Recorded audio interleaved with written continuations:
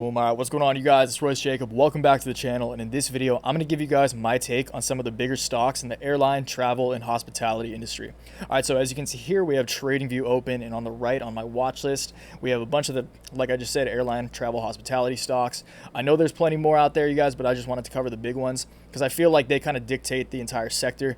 So, right here, we have actually on the chart behind us, we have XAL, which is NYSE ARCA Airline ETF, which is pretty much just a conglomerate of, or just a pool of all the biggest airline stocks. So it sums up the entire airline sector in one chart. So we'll take a look at that really quick, and then we'll go on to American Airlines, which was obviously the leader today, up like 11%. We have Delta, Marriott, Hyatt, TripAdvisor, and Expedia. So we'll just go down the line. But before we get into that in the charts, I really want to read you guys. I forgot to float my face again, so let me do that quick. Oh, rookie move. All right, sorry, you guys. Okay, so first, before we go over the charts, I actually want to read you guys this this article from Robinhood Stock. So this is a subsidiary kind of news outlet, like the news branch of Robinhood trading app.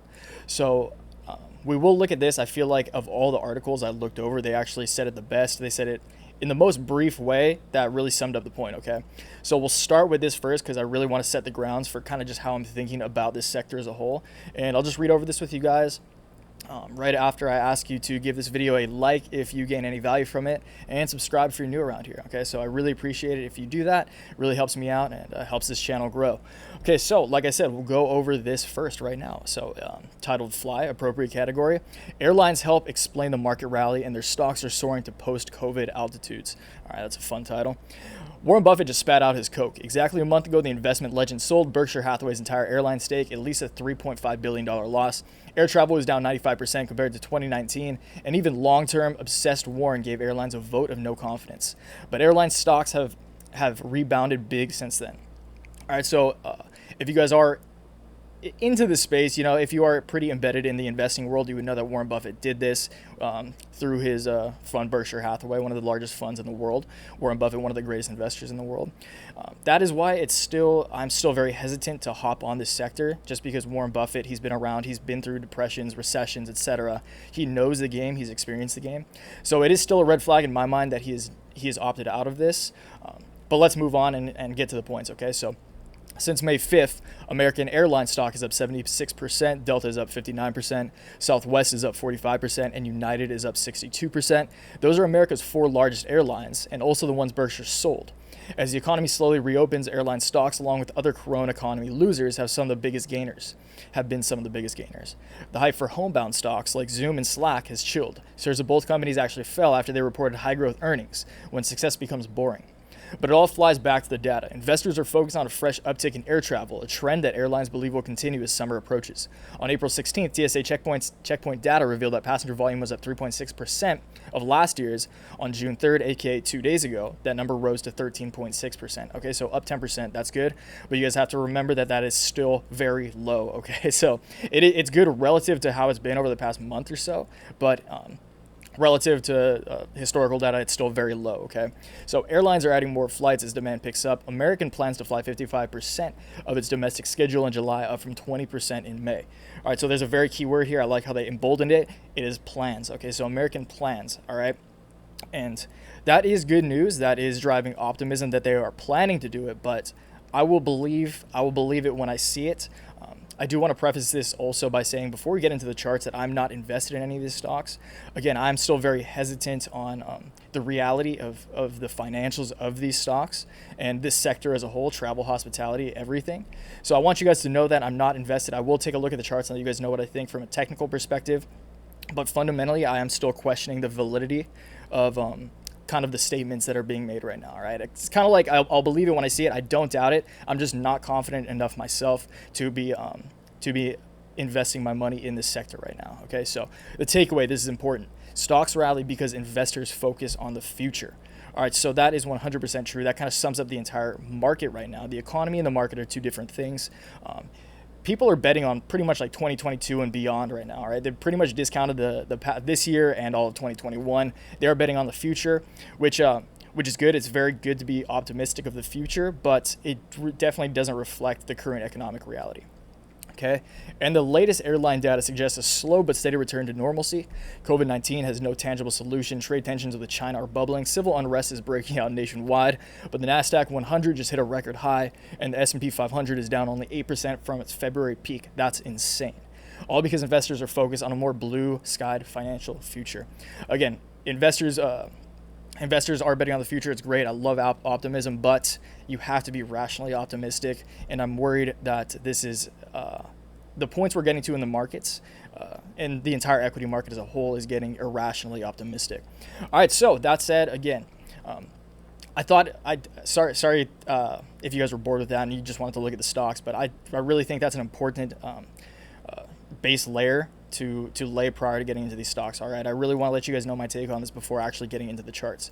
All right, so that said, you guys now know my fundamental take. Let's get into the charts. All right. So again, NYSE ARCA, this is pretty much just a combination of all the biggest airline stocks. It really sums up the entire sector well. So we were up, as you can see here on the right, just under 6% today.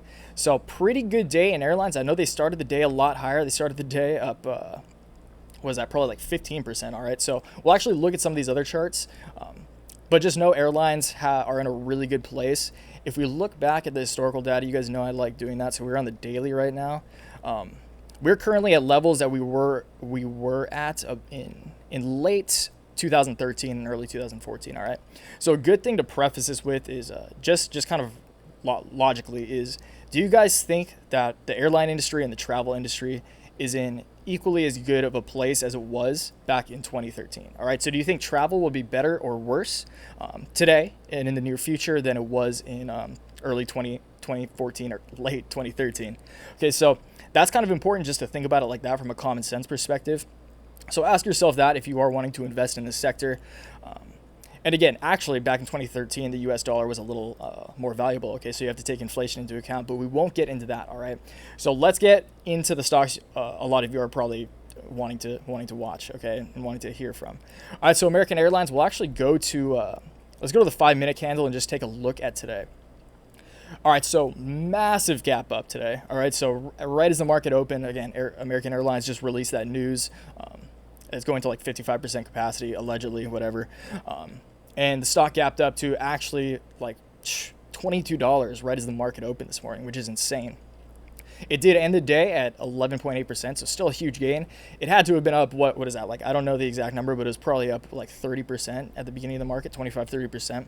So crazy gain. You can see that there, again, a little bit of rationalism entered the market, and a lot of, probably a lot of bag holders who got in early really dumped their bags here because they made an insanely good gain. So that's great. For anyone who was able to take profits and was holding American Airlines over the past few weeks, congratulations to you. But again, that's the daily. I'm sure if you guys are following the stock, you would know that it did very well today. But I actually want to take a look at the weekly again. Okay, so we're gonna see a similar thing as we did in the charts. Okay, so we're at about the same levels as we were for American specifically in mid 2013.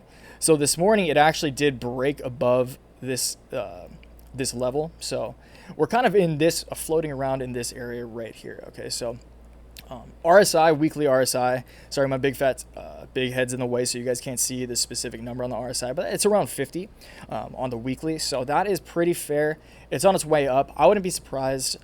And you guys have to remember, this applies to almost all airline stocks. American, like, they all move together for the most part. So there will be some winners and some losers. Obviously, American Airlines significantly outperformed Delta Airlines today, which is up only 5.5%. So there will be some significantly better plays in the sector. But just remember, with any sector you're ever dealing with, most of them will move in unison with each other. Okay, so again, it broke way up above it today on the weekly candle. I wouldn't be surprised if we see American Airlines specifically get back up to this $28 region. You see a lot, like, it was kind of a point of support back here in 14 and 16, and then it spent a while around there in late 2019, early 2020. Okay, so I wouldn't actually be surprised to see American Airlines just run up back to that again, like $25 to $30 mark. I know that's a wide range, but considering it's at like $19 right now, That's a very solid gain. Okay, that's like a 25% gain. All right, so I wouldn't be surprised to see that. Again, this is a very irrational market. It's very dependent on data and news that is released. So again, I just want to remind you guys, I'm not playing these, but this is just what I think could happen. So I wouldn't be surprised at all to see American Airlines hit like 25 to $27. All right, that's American. Let's move on to Delta. Again, we're going to see similar things here. Delta is really scratching around these areas. Again, it did exceed these areas of support we saw back in those same areas. So again, all airline stocks will perform similarly. You see, it's crazy to see how much volume is actually that just happened. It makes sense, obviously, because the markets have turned on maximum overdrive in the past months in terms of newer investors, new traders, more volume. So it makes sense to see that much volume, but it's very reassuring to know that there's a lot of eyes on Delta. And again, this is a very hot sector right now, probably the hottest sector in the market as of today. So yeah, there's a lot of hype behind it right now. Again, I wouldn't be surprised to see Delta run up to, maybe if it does continue to run, I wouldn't be surprised to see it hit this area of support that it spent a lot of time around from. It was an area of support from like 2017, even around here. It spent a lot of time around the $45 mark. So I wouldn't be surprised to see it climb up to the $45 region and then pull back. Again, I'm skeptical on these. I'm hesitant myself. I do think they will fall by the end of the summer. That's my honest opinion. But I do think that there is potential that before then it could hit like $45. Okay, so we'll get on to Marriott hotels. We'll look at Marriott and Hyatt quick. So Marriott is actually way too high for my liking. I think, God, that's crazy.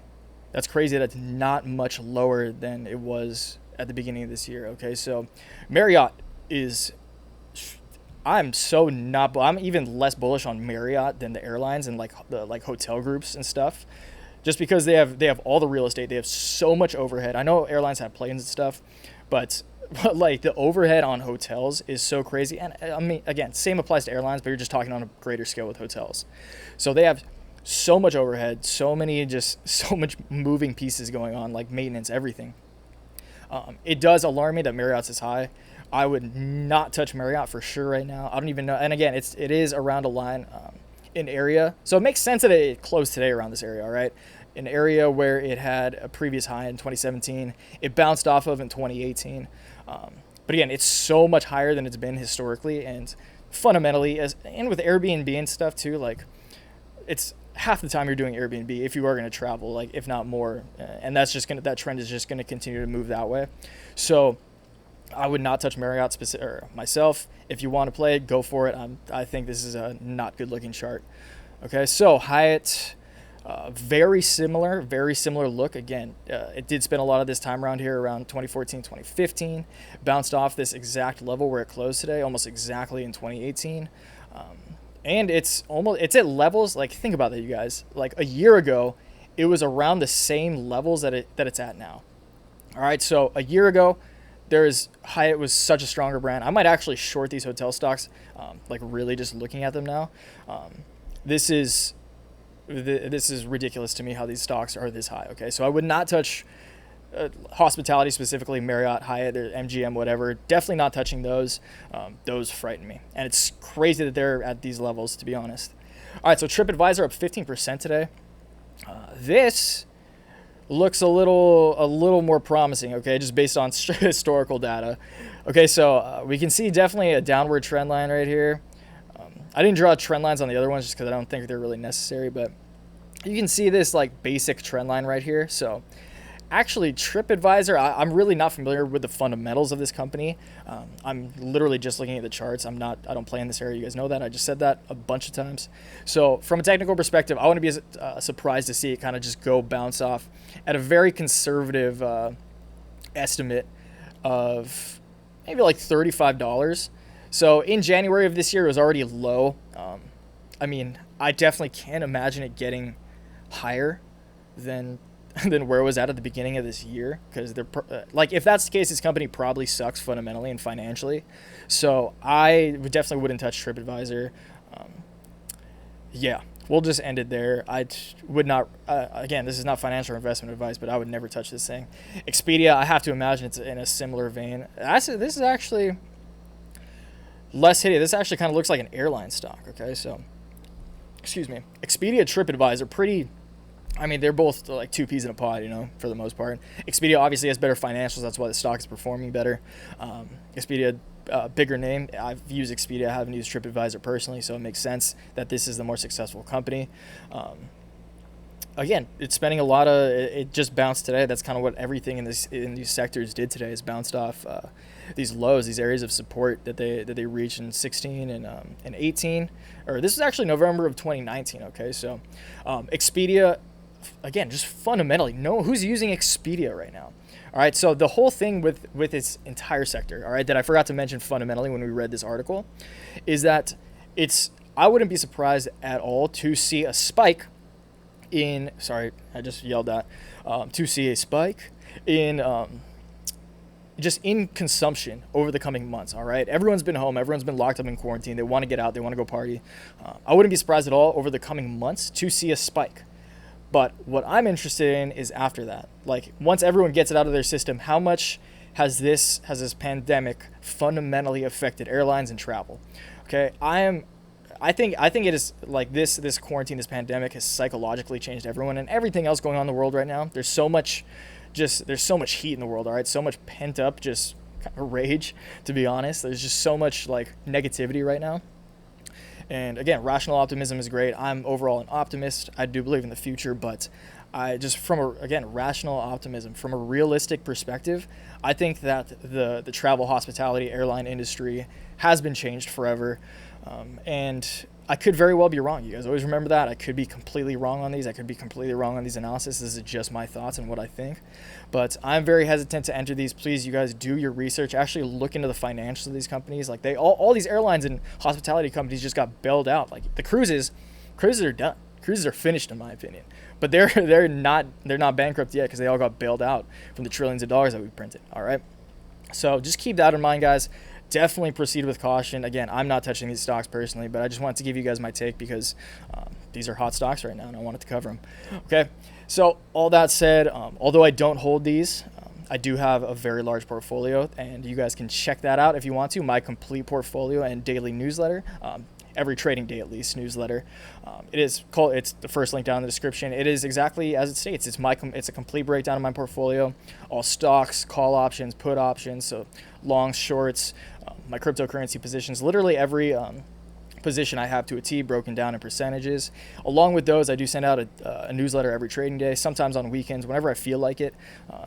It's just more real-time perspectives from myself. And in the newsletter, along with the real-time perspective, I'll also let you know which trades I'm making, when I change my positions, my rationale and reasoning behind changing my positions and entering new trades, what I'm thinking, all right?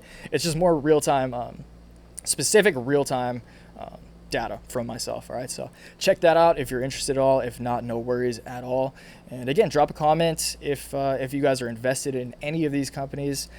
Let me know what you're thinking. Let me know if you're invested, why I'm wrong, if I'm an absolute fool for thinking the way I'm thinking. So definitely let me know, as long as it's constructive. Don't just shit on me. So let me know for sure, and we'll call it there, guys. So I appreciate you for watching. Until next time, always remember, take action, make waves. Peace.